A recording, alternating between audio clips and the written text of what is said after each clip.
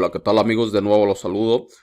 Este es un caso que subí en Patreon el 3 de octubre del 2021 para ser específicos. Es un caso bastante peculiar, extraño, extravagante, raro. Lo quise subir de nuevo en las redes sociales principales para que ustedes me dieran su retroalimentación al respecto de lo que piensan. Nosotros llevamos un buen camino andado en este canal y sabemos que este tipo de cuestiones pueden pasar, pero pueden pasarle a personas que no tienen una coraza con Dios o no tienen a Jesucristo como su Señor y Salvador. Y no quiero sonar a fanatismo religioso, es la realidad. O sea, las personas que sufren este tipo de cuestiones que voy a narrar a continuación son propensas a ser, digamos, avasalladas por fuerzas espirituales que no pueden llegar a comprender. Pero vamos a la historia. Dice: en abril de 1991, un hombre fue encontrado muerto en su departamento después de una semana de decirle a sus amigos que algo estaba tratando de matarlo. Literalmente se asustó a sí mismo hasta la muerte, o fue su fallecimiento el resultado de una terrible maldición. Siempre que surge la noción de maldiciones, invariablemente invita al ridículo y a la burla, y el escrutinio no tan profundo del estado mental de la víctima. Lo tachan de loco, ¿no? Es demasiado fácil descartar tales aflicciones como el producto de la paranoia y el delirio. Pero si te preguntaras a ti mismo, como un ser humano cuerdo y racional, si estuvieras tan absolutamente convencido de que algo más allá de tu comprensión está tratando de atraparte, ¿serías tan rápido en descartar tus propias experiencias de la misma manera? Da la casualidad de que la siguiente historia se centra en un individuo realista, racional y más concretamente no religioso, que se aferró tanto a la creencia de que estaba siendo acechado por entidades sobrenaturales que cambió el curso de su vida. Un cambio, por supuesto, que desafortunadamente lo llevó a su inoportuna muerte. Christopher Case era un DJ de radio de una pequeña ciudad que había crecido en Richmond, Virginia. Era un individuo completo, inteligente, sofisticado y un fanático absoluto del fitness. Tomaba vitaminas a diario y se ejercitaba religiosamente. En sus años 30, él decidió mudarse al oeste, a Seattle, en el estado de Washington, para comenzar una nueva carrera como ejecutivo musical. Trabajó para la compañía Muzak Holdings, produciendo la música suave que se escucha en los ascensores y salas de espera alrededor del mundo. Chris era un joven popular. Él había hecho buenos amigos en su nuevo papel y aún así se las arregló para mantener un contacto regular con viejos amigos en Richmond. Pero a pesar de esto, era un poco solitario y había sido soltero durante muchos años. Esto no es extraño en sí mismo. Su trabajo le obligaba a viajar por todas partes de Estados Unidos y tenía una verdadera pasión por la música, particularmente por las composiciones del mundo antiguo. La idea de Chris de un buen momento era estar sentado en casa escuchando sus canciones favoritas en lugar de salir para socializar en la noche. Encontraba consuelo en los arreglos de notas y armonías en lugar de la compañía de otros. No molestaba a otras personas y a cambio, otras personas no lo molestaban. Y es por eso que nadie que le conociese había sido capaz de entender la semana en la primavera de 1991 que finalmente terminaría en tragedia. En la mañana del jueves 18 de abril, Chris fue encontrado muerto en su departamento. No había señales de que hubiera tenido lugar una lucha o entrada forzada. Su cuerpo fue descubierto completamente vestido, sentado dentro de su bañera vacía, en posición de rodillas, con la cabeza apoyada contra la pared. Parecía como si simplemente se hubiera quedado dormido y se hubiera ido lejos. Pero cuando los agentes de policía registraron la residencia, encontraron una multitud de crucifijos, libros sobre ocultismo, y señalaron que sal había sido vertida en la entrada de su casa y en cada rodapié dentro de su departamento. También escucharon música religiosa tocando tranquilamente en varias de las salas. En la escena, el forense pudo determinar que Chris había muerto de insuficiencia cardíaca. Tenía solo 35 años de edad. Si bien las circunstancias que rodearon su muerte y el estado en que su departamento había sido encontrado eran realmente extraños por decirlo menos, la historia que se desarrolló durante los meses siguientes de la investigación parece sacada de un thriller paranormal. Poco después de su fallecimiento, sus amigos informaron que en los días previos a su muerte, Chris los había llamado presa del pánico en numerosas ocasiones, diciendo que algo lo perseguía y que temía por su vida. Él les había dicho que estaba seguro de que estaría muerto antes del final de la semana. Esto desconcertó a las autoridades y lo que se pensó originalmente haber sido una muerte por causas naturales asumiría un carácter mucho más siniestro. Después de semanas de investigar el caso, los investigadores descubrieron un lado muy escalofriante de esta historia. Resultó que el 11 de abril, 7 días antes de su muerte, Chris se había embarcado en un viaje de negocios a San Francisco, reuniéndose con otros ejecutivos de la industria de la música. En algún momento durante su visita, le habían presentado a una mujer mayor que compartía su pasión por la música del mundo antiguo, particularmente la de Egipto y otras civilizaciones mediterráneas. Parecían tener mucho en común y a medida que avanzaba su conversación, se hizo claro para Chris que esta mujer deseaba tener una relación romántica con él. Ella no ocultó sus sentimientos y le pidió que la llevara a casa en más de una ocasión, pero cortésmente declinó estas solicitudes. Aunque era una dama atractiva, su intensidad había desconcertado al joven ejecutivo. Esto, junto con el hecho de que ella era al menos 20 años mayor que él, llevó a Chris a llamarle una noche y sugerir que fuesen por caminos separados, pero esto solo pareció enojarla. Ella sintió toda la fuerza de su rechazo y luego dijo algo extraño. Ella le dijo que era una bruja, que le pondría una maldición y que lo lamentaría. Luego le dijo que él estaría muerto en una semana.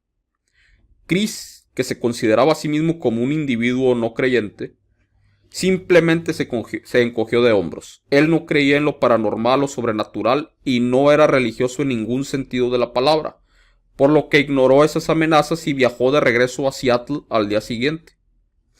Contaría esta historia a su amigo Sammy Souther a su regreso, quien también lo vería con la misma supuesta racionalidad.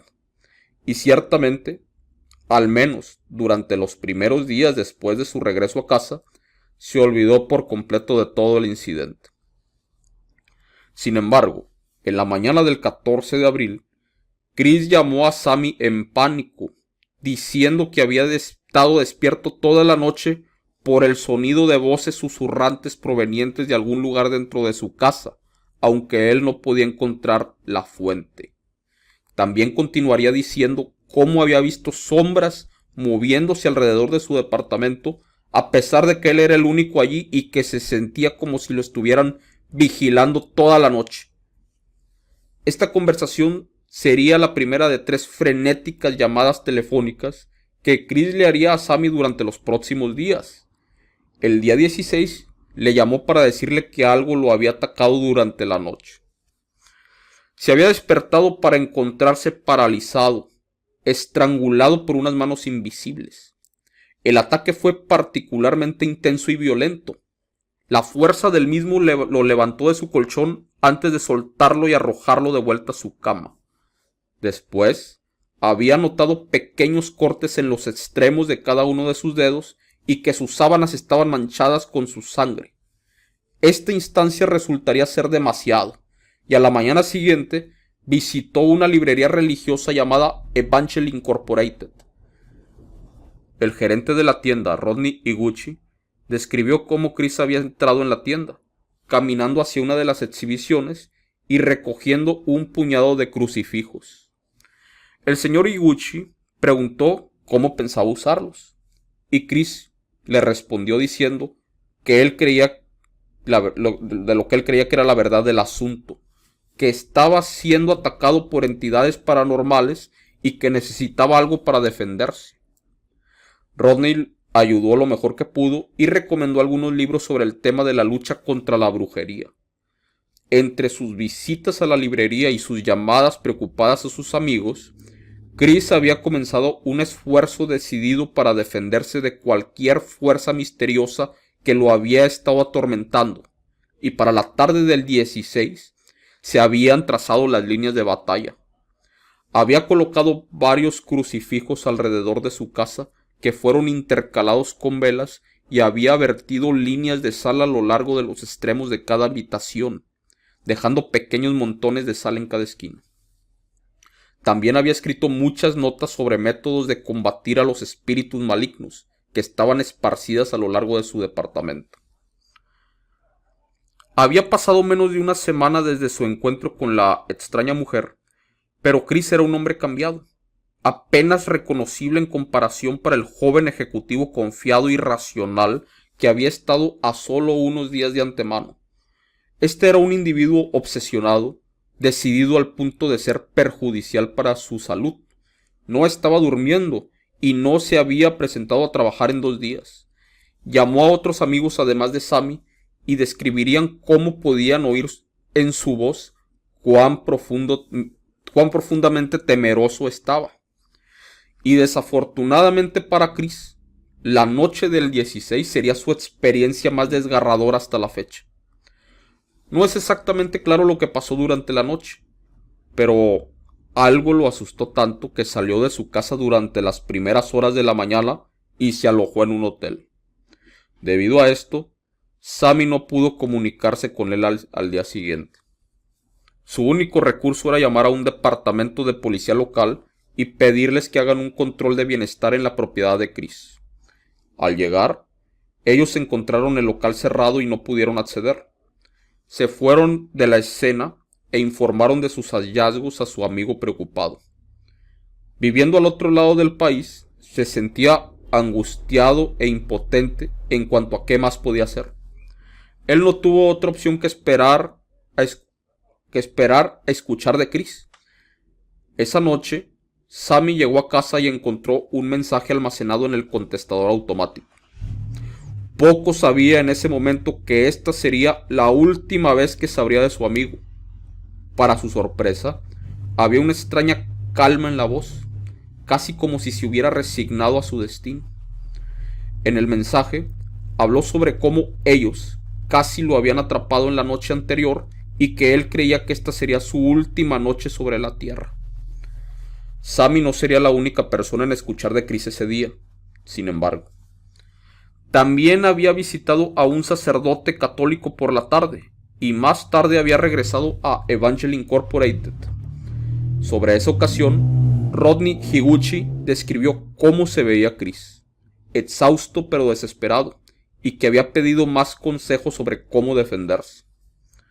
A pesar de los mejores esfuerzos de Chris, perdería la vida la noche del 17 de abril de 1991.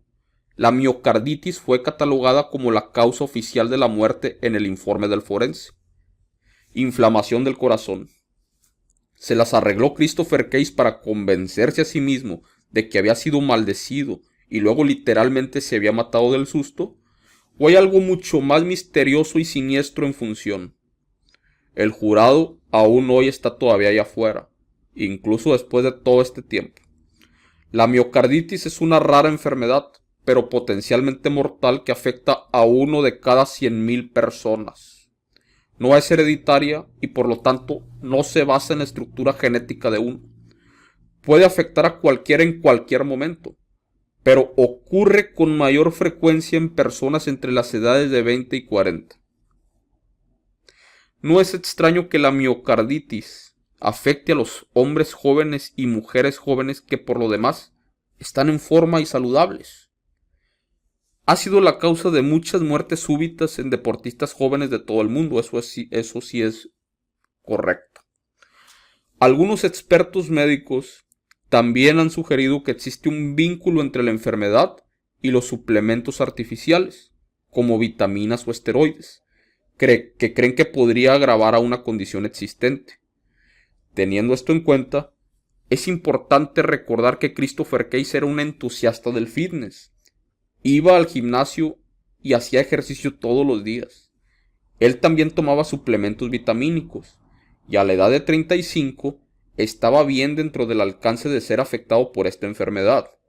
Sin embargo, amigos y parientes cercanos de Chris no se apresuran a aceptar la posibilidad de que muriera por causas naturales. Solo podemos esperar que descanse en paz. Bueno, aquí finaliza esta cuestión de Christopher. Y bueno, yo pienso que no fue normal todo lo que aconteció con este joven. No fue normal. Aunque fuera fanático del fitness, como bien lo dice aquí, él estuvo anunciando su propia muerte. Parece la historia de Gabriel García Márquez, crónica de una muerte anunciada. Él estuvo diciendo, voy a morir a causa de que me quieren atrapar. O sea, no hay miocarditis involucrada. Puede ser que esta condición horrenda de la que sufrió a partir de una persona maléfica conectada con algo de lo más oscuro que se puede imaginar uno, haya acrecentado todos los males que ya tenía Chris, pero realmente este no es un caso del orden de una muerte natural. Yo pienso personalmente que esto sí entra dentro de los cánones de lo sobrenatural y de una mujer pactada con las fuerzas oscuras que pidió el favor de llevarse a Christopher Case por el rechazo de haberla dejado, como decimos en México, no haberse querido juntar con esta persona maléfica. Pero como siempre ustedes tienen la última palabra, yo no quiero tampoco asegurar nada, es mi opinión personal. Y bueno, este es un caso bastante extravagante, extraño, pero también significativo de cómo trabaja el mal en el mundo y cómo se lleva a las personas que en un principio o en una primera instancia no son religiosas. Sin más, los dejo para el próximo video. Espero que estén bien y que pasen una excelente tarde.